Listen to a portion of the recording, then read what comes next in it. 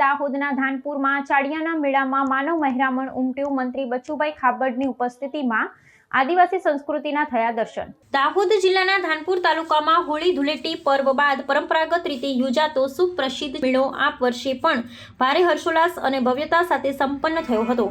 આદિવાસી સંસ્કૃતિની અનોખી ઓળખ સમાન આ લોકમેળામાં ધાનપુર તેમજ આસપાસના ગ્રામ્ય વિસ્તારોમાંથી હજારોની સંખ્યામાં માનવ મહેરામણ ઉમટી પડ્યું હતું।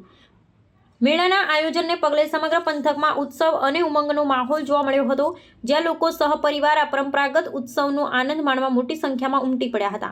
મેળાનું મુખ્ય આકર્ષણ અને કેન્દ્રબિંદુ વર્ષો જૂની પરંપરા મુજબ ગોળ ધાણાની પોટલી મેળવવાની સ્પર્ધા રહી હતી। ઊંચા લાકડાના સ્તંભ પર બાંધેલી આ પોટલીને તોડવા અને મેળવવા માટે યુવાનોમાં અદમ્ય સાહસ અને ભારે પડાપડી જોવા મળી હતી।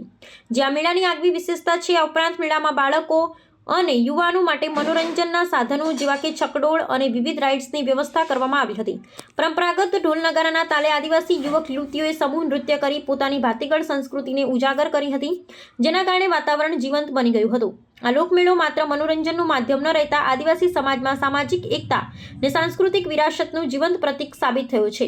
મેળામાં કાયદો અને વ્યવસ્થા જળવાઈ રહે તે માટે ધાનપુર પોલીસ દ્વારા ચુસ્ત બંદોબસ્ત ગોઠવવામાં આવ્યો હતો। આ પ્રસંગે 134 દેવગઢ વારિયાના પૂર્વ મંત્રી બચુભાઈ ખાબડ સહિતના સ્થાનિક અગ્રણીઓએ ખાસ ઉપસ્થિત રહી અને ગ્રામજનોનો ઉત્સાહ વધાર્યો હતો। સ્થાનિક આગેવાનો અને વહીવટી તંત્રના સહયોગથી શાંતિપૂર્ણ માહોલમાં મેળાનું આયોજન સફળતાપૂર્વક પૂર્ણ થયું હતું।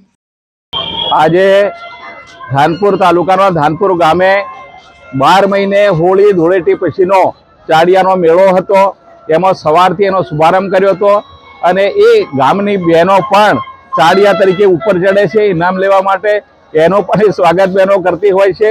યુવાનો છે, વડીલો છે, ભાઈઓ છે, બહેનો છે, ખૂબ મોટી સંખ્યામાં લાખોની સંખ્યાની અંદર વાજિંદ્રના ઢોલ સાથે આવીને 12 મહિનાનો ઉત્સવ આ લોકો નાચતા કરતા જીન કરે છે। એના માટેનો આજે ધાનપુર ખાતેનો મેળો હતો। Thank you.